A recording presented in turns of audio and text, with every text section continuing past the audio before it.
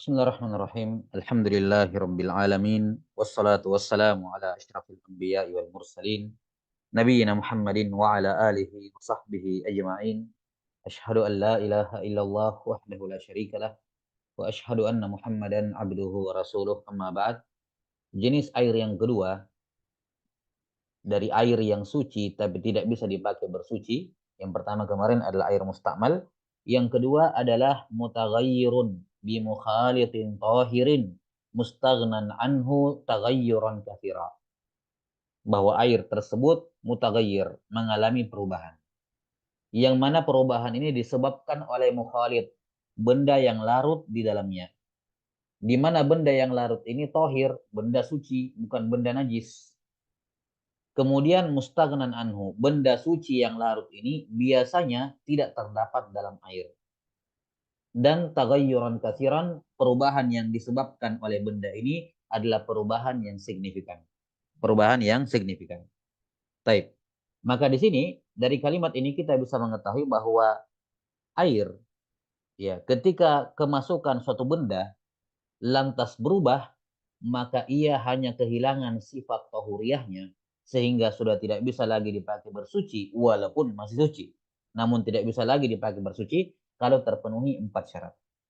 Syarat yang pertama, dia kemasukan benda suci. Syarat yang kedua, kalau benda suci itu mukhalid, larut di dalamnya. Syarat yang ketiga, benda suci itu yang larut di dalamnya merubah air, sifat air dengan perubahan signifikan. Dan yang keempat, biasanya benda suci yang larut itu tidak terdapat di dalam air. Syarat yang pertama, bahwa air tersebut berubah oleh benda suci yang masuk ke dalamnya. Kalau yang masuk ke dalamnya adalah benda najis, maka nanti pembahasannya di air najis. Akan diterangkan rinciannya biiznillah ta'ala. Kalau air kemasukan benda najis, maka bukan pembahasan di sini. Dia tidak lagi dikatakan suci, tapi nanti akan dibahas rinciannya di air najis. Yang kedua, syarat yang kedua adalah benda suci tersebut mukhalid, larut di dalamnya. Kapan suatu benda suci dikatakan larut dalam air? Para fuqaha mengatakan kalau air tersebut atau benda tersebut setelah masuk ke dalam air dia larut ya sehingga tidak bisa lagi dipisahkan.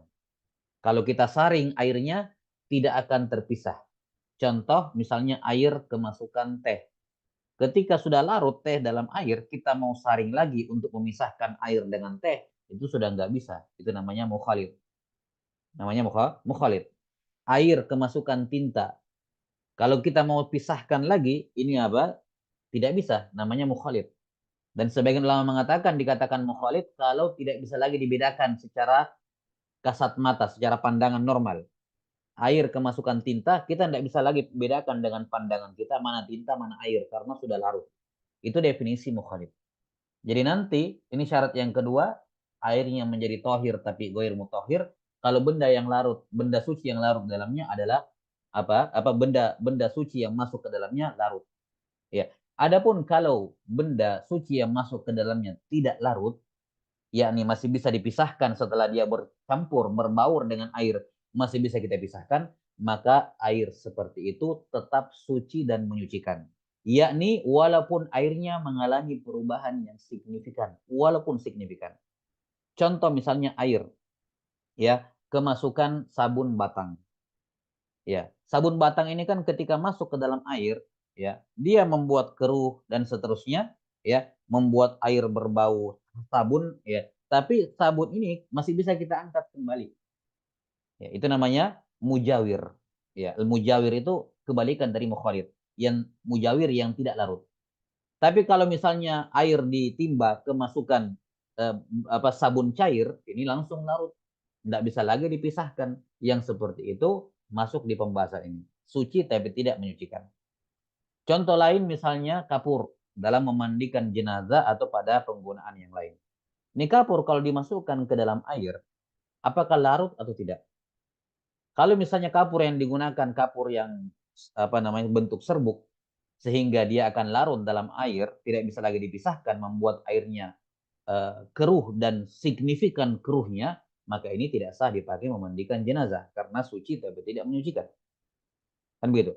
Tapi kalau misalnya kapur yang dipakai adalah kapur dari gunung yang bentuknya batu, seperti batu gitu ya, keras, yang mana ketika dimasukkan ke dalam air akan membuat air keruh.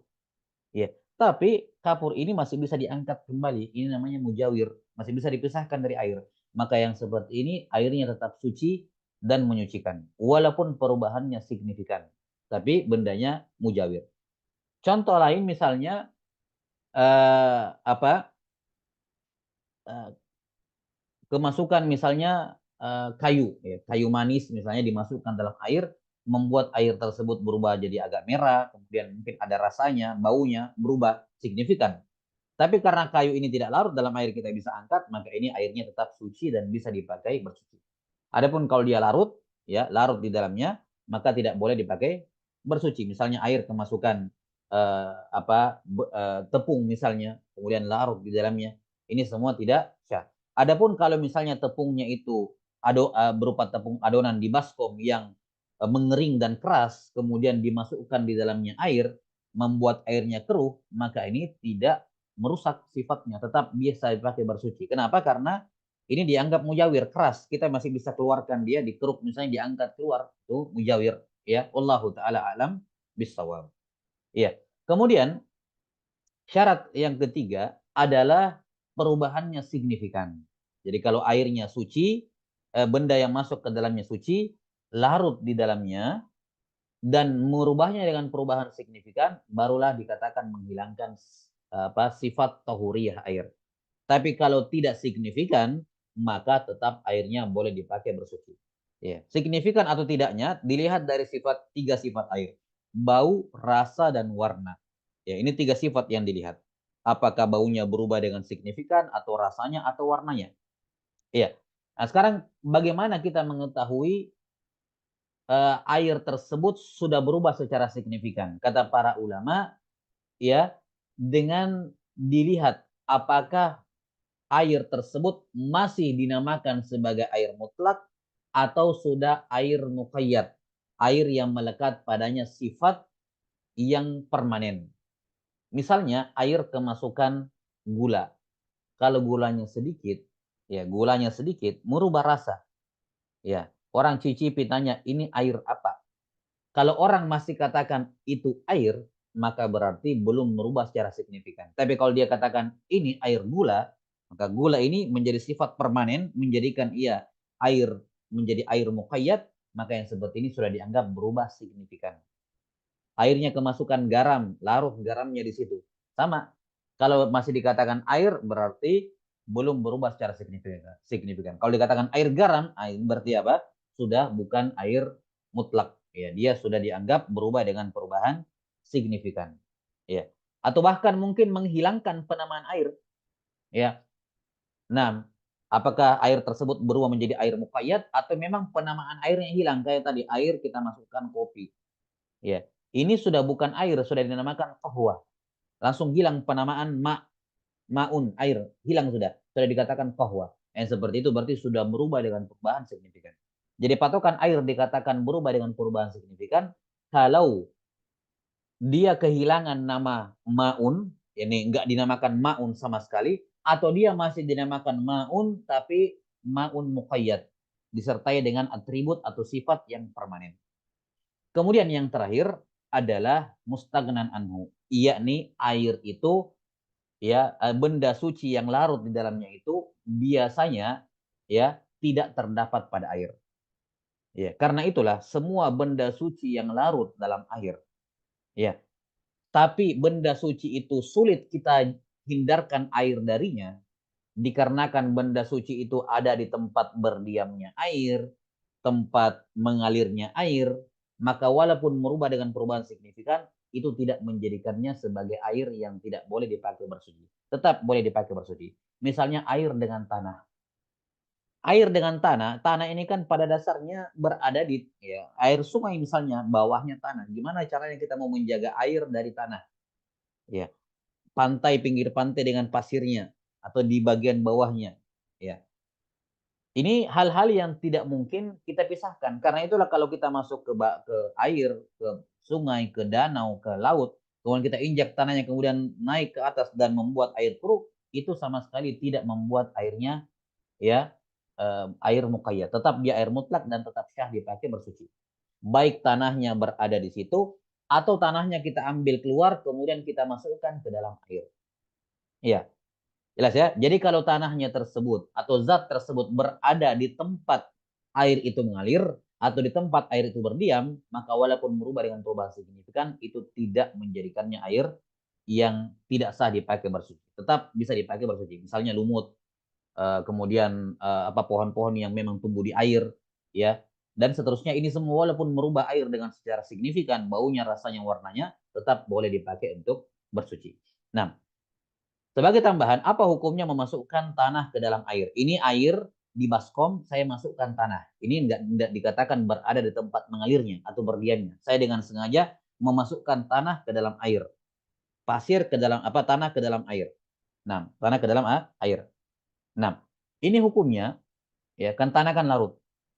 Berbeda dengan pasir atau batu kerikil kita masukkan ke dalam air, ini batu dengan kerikil tidak larut, maka dia masuk ke mujawir, yaitu tidak merusak sama sekali. Walaupun keruh gara-gara pasir, ya keruh gara-gara tanah tidak merusak, tetap bisa dipakai berwudu karena benda ini tidak larut. Ya. Sekarang tanah masuk ke dalam baskom, ya saya masukkan tanah misalnya 1 genggam ke dalam baskom, kemudian merubah warnanya secara signifikan, baunya juga bau tanah misalnya. Ya, maka yang seperti ini hukumnya tidak merubah. Tetap dia boleh dipakai bersuci. Selama apa? Selama masih dinamakan air. Ya, asalkan jangan dikatakan lumpur. Nah, kalau sudah lumpur berarti sudah kehilangan apa? Nama airnya. Ya, kenapa tidak dikatakan tidak merubah hukumnya? Dikarenakan tanah ini alat dipakai bersuci, yaitu untuk tayamum. Ya, sehingga ketika tanah dimasukkan ke dalam air, air tidak mengalami apa sifat tahuriyahnya, sifat kemampuan untuk menyucikannya tidak hilang. Karena yang masuk ke dalamnya juga alat bersuci, yaitu tanah. Yaitu apa? Tanah. Nah, wallahu taala alam bisawab. Nah, ini 4 syarat, nanti terpenuhi 4-empatnya baru kemudian dikatakan airnya suci tapi tidak menyucikan. Nah, wallahu alam bisawab.